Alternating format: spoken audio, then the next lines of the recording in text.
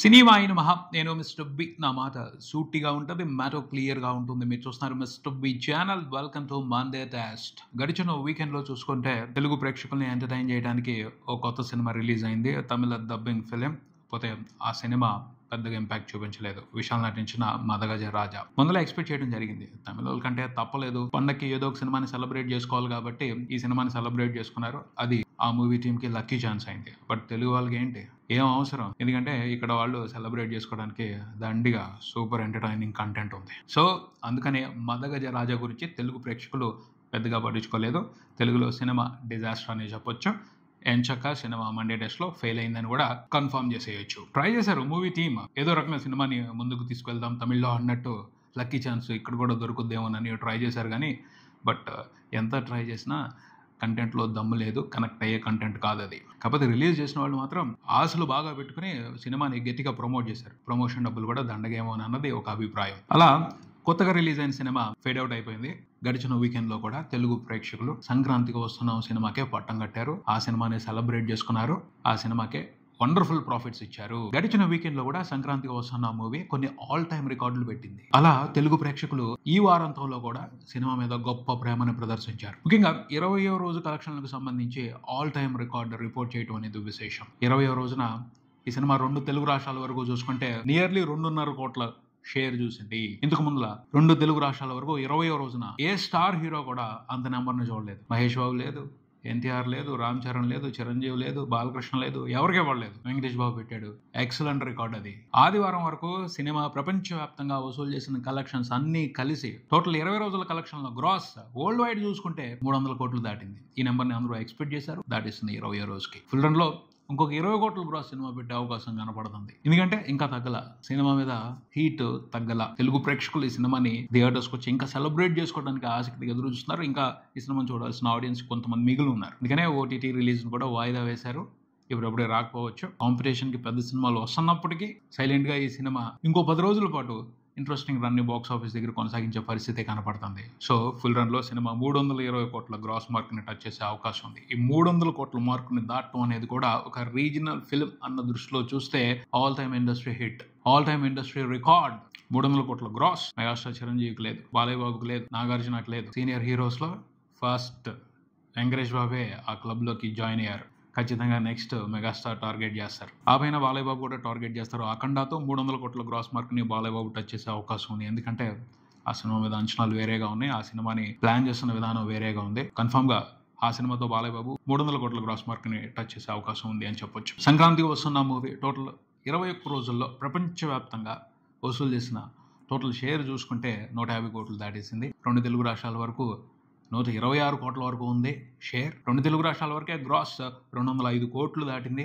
ఇలా ప్రతిదీ రికార్డే, unbelievable record. Solid range లో సినిమా అదరగొట్టి పారేసింది రికార్డులన్నింటినీ కూడా. దానికి కారణం ఫ్యామిలీ ఆడియన్స్ సరిగ్గా తలుచుకుంటే ఒక సినిమాకి సంబంధించి ఎలాంటి అద్భుతం జరుగుద్దో ఈ ఎగ్జాంపుల్ చూపించవచ్చు సంక్రాంతికి వస్తున్న మూవీ. ఆ పైన ఇంకొక అద్భుతం కూడా జరుగుతుంది. వెంకటేష్కి ఫ్యామిలీ ఆడియన్స్లో విపరీతమైన ఫాలోయింగ్ ఉంది. వాళ్ళందరూ కూడా రియాక్టివ్ అయ్యారు. వెంకటేష్ బాబు నుంచి సరైన సినిమాలు రాకపోబట్టే వాళ్ళందరూ కూడా యాక్టివ్గా లేరు అని అనిపించింది. ఇప్పుడు ఆయన ఒక సరైన సినిమాతో వచ్చారు. వెంకటేష్ బాబు మీద అభిమానం ఫ్యామిలీ ఆడియన్స్లో ఒక్కసారిగా యాక్టివ్ అయిపోయింది. సో వెంకటేష్ బాబు ఈ విషయాన్ని దృష్టిలో పెట్టుకుని కొన్ని సరైన ఫ్యామిలీ ఎంటర్టైనర్స్తో రావాలి. ఇంకా పడతాయి, పెద్ద పెద్ద రికార్డులే పడతాయి. అలాగే కొత్త క్రేజ్ కనబడుతుంది తెలుగు పబ్లిక్ లో, ముఖ్యంగా ఫ్యామిలీ ఆడియన్స్ లో, లేడీస్ లో. ఆ క్రేజ్ ఎవరి గురించి అంటే అనిల్ రావిపూడి గురించి. మామూలు పాపులారిటీ లేదు. లేడీస్ ఆయన్ని అంత బాగా ఓన్ చేసేసుకున్నారు. మా డైరెక్టర్ అనుకుంటున్నారు. ఒకప్పుడు ఎస్వి కృష్ణారెడ్డి గారు ఉండేది ఇలాంటి స్ట్రాంగ్ ఫాలోయింగ్ ఫ్యామిలీ ఆడియన్స్ లోను, లేడీస్ లోను ముఖ్యంగా. అది పట్టేసుకున్నాడు. అది కనపడుతుంది అనిల్ రావిపూడికి సంబంధించి క్లియర్ గా. తిరుగుండదు మనోడికి. సరిగ్గా సినిమాలు చేసుకుంటే వెళ్ళాలి కానీ రికార్డుల మీద రికార్డులు బ్రేక్ చేసుకుంటే వెళ్తాడు రాఘవేంద్రరావు గారి మాదిరి. ఆ రకమైన క్రేజ్ వచ్చేసింది, ఒక స్టార్ గిరి వచ్చేసింది. దాన్ని జాగ్రత్తగా ఉపయోగించుకోవాలి అనిల్ రావిపూడి. ఉపయోగించుకుంటాడు. Well calculated director, commercial business man తను. ఇకపోతే సంక్రాంతికి వస్తున్న సినిమాకి సంబంధించి ఆ సినిమాతో బిజినెస్లో ఇన్వాల్వ్ అయి ఉన్న ఎగ్జిబిటర్స్, డిస్ట్రిబ్యూటర్స్ హైదరాబాద్ వచ్చి ఒక ఈవెంట్ కండక్ట్ చేసుకున్నారు.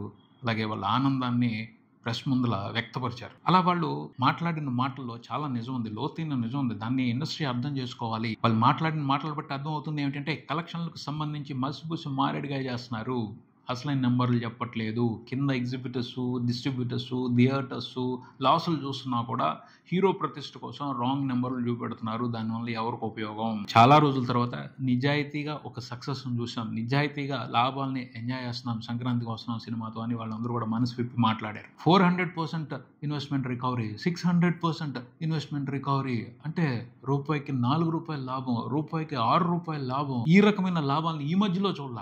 ఒక 10 సంవత్సరాల క్రితం చూసాం, 15 సంవత్సరాల క్రితం చూసాం అని వాళ్ళు చెప్పి ఆనందంతో ఉప్పొంగిపోతున్నారు. అది అసలైన స్వచ్ఛమైన ఆనందం, సంతోషం. ఇది ప్రతిసారి ఎందుకు జరగట్లేదు? ఈ ఫేక్ కలెక్షన్స్ వేయటం అనేది హీరో ప్రతిష్టకి భంగం కలగకుండా ఉండొచ్చు, కానీ దాని మూలంగా సినిమా ఇండస్ట్రీ, థియేటర్స్ వ్యవస్థ, ఎగ్జిబిటర్స్ వ్యవస్థ వీళ్ళందరూ కూడా బాధలు పడాల్సి వస్తుంది కదా. జరిగిన తప్పుని సమర్థించుకుంటూ పోతే అది అలవాటు అవుద్ది. అలవాటు ఎప్పుడూ కూడా నష్టమే చేస్తుంది. దాంతో సంబంధం ఉన్న ప్రతి ఒక్కరికి ప్రమాదమే అది. ఈ విషయాన్ని అర్థం చేసుకోకుండా ఎందుకని ముందుకు వెళ్తున్నారు? దీనికి సంబంధించి పరిష్కారాన్ని వెతికితే ఖచ్చితంగా అందరూ బాగుంటారు కదా. పరిష్కారం వెతకకుండా ఎందుకు సమర్థించుకునే ప్రయత్నం జరుగుతుంది? ఈ ఫేక్ కలెక్షన్స్ని ఎందుకు ప్రోత్సహిస్తున్నారు అంటే వాళ్ళ రీజన్స్ వాళ్ళకున్నాయి. మేము దాని గురించి ప్రశ్నిస్తే తర్వాత సినిమా మాకెవరు, మాతో కలిసి ట్రావెల్ చేయరు, ఈ సినిమా పోతే ఇంకో సినిమా వస్తుంది, దాని మూలంగా లాభం రావచ్చు కదా అని భరిస్తున్నాం. ఇలాంటి సమాధానాలు సరైన సమాధానాలు కాదు. ఎప్పుడు కూడా ఇది నష్టమే చేస్తుంది తప్పించి ఎవరికి మంచి చేయదు. ఇండస్ట్రీకి మంచి చేయదు, బిజినెస్ లో ఉన్న వాళ్ళకి మంచి చేయదు. పరిష్కారం ఏమిటి? మంచి కంటెంట్ తో సినిమాలు తీస్తే ఫేక్ కలెక్షన్స్ వేసుకోవాల్సిన అవసరమే ఉంది. మేనేజ్ చేసి ప్యాకేజీలతో గ్యాంబ్లింగ్ గేమ్లు ఆడుతున్నప్పుడు కాన్ఫిడెన్స్ ఉండదు, అంతే కదా. బెట్ వేసినప్పుడు గెలవచ్చు, ఓడిపోవచ్చు. ఓడిపోవటాన్ని ప్రతిసారి మేనేజ్ చేయలేరు, భరించినంత కాలమే మేనేజ్ చేస్తారు. ఆ తర్వాత ఒకసారి నష్టాలు మీద పడిపోతే చేయడానికి ఏమి ఉండదు, కంప్లీట్గా చేతులు ఎత్తేయటం. అలా కాకుండా పరిష్కారం వెతికితే సినిమా అనేది కేవలం బిజినెస్ మాత్రమే కాదు, గ్యాంబ్లింగ్ గేమ్ మాత్రమే కాదు, లక్కీ డిప్ మాత్రమే కాదు.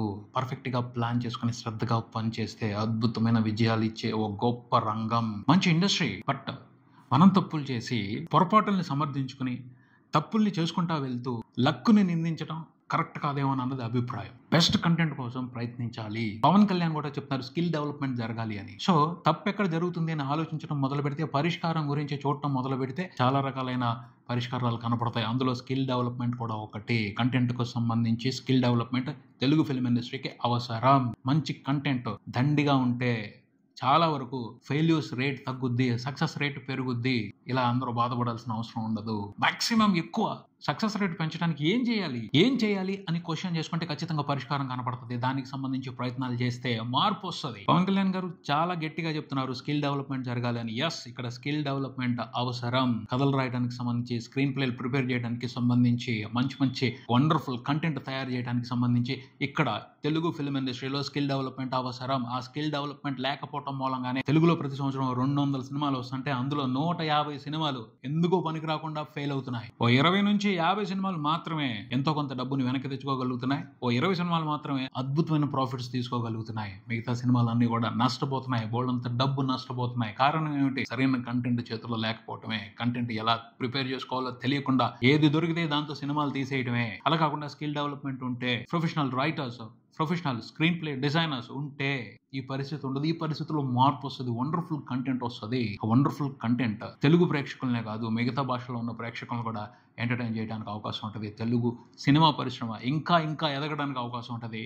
ఇప్పటికే పాన్ ఇండియా సినిమాలు అని కొంతమంది స్టార్స్ సినిమాల మీదే, కొంతమంది స్టార్ డైరెక్టర్ల సినిమాల మీదే ఇండస్ట్రీ బతుకుతుంది. అలా కాదు, ఆ పర్సంటేజ్ పెరగాలి. 200 సినిమాలు వస్తుంటే ఖచ్చితంగా ఒక 50-60 సినిమాలన్నా సూపర్ హిట్లు అవ్వాలి. ఆ రేంజ్కి వెళ్ళాలి అంటే స్కిల్ డెవలప్మెంట్ జరగాలి అన్నదే సరైన పరిష్కారం అంటాను నేను ప్రస్తుతానికైతే. ఇలా ఎందుకు అనిపించింది అంటే, సంక్రాంతికి వస్తున్న సినిమాకి సంబంధించిన డిస్ట్రిబ్యూటర్స్ మాట్లాడుతుంటే వాళ్ళ కళ్ళల్లో అసలైన ఆనందం చూస్తుంటే, ఇది ఎందుకు ప్రతిసారి ఉండకూడదు? ఫెయిల్యూర్స్ ఉంటాయి, కాకపోతే ఆ పర్సంటేజ్ తగ్గాలి, సక్సెస్ పర్సంటేజ్ పెరగాలి. అందుకోసం ఏం చేయాలి? సరైన ప్రత్యామ్నాయాలు వెతకాలి, సరైన పరిష్కారాలు వెతకాలి, ప్రయత్నాలు చేయాలి. పెద్ద సినిమాలే కాదు, పాన్ ఇండియా సినిమాలే కాదు, చిన్న సినిమాలతో కూడా తెలుగు సినిమా సంచలనాలు సృష్టించాలి ప్రపంచవ్యాప్తంగా. ఆ రకమైన మార్పు రావాలని నేను బలంగా కోరుకుంటున్నాను. త్వరలో వస్తుందని అనుకుంటున్నాను. ఇదే ఇక్కడికి మరో వీడియోతో మళ్ళీ కలుద్దాం. ఈ వీడియో మీకు నచ్చితే లైక్ చేయండి, మీ ఫ్రెండ్స్తో షేర్ చేసుకోండి, మీ అభిప్రాయాన్ని కామెంట్ చేయండి, ఈ ఛానల్ని సబ్స్క్రైబ్ చేయండి. నేను Mr B. Keep watching Mr B channel. Thank you.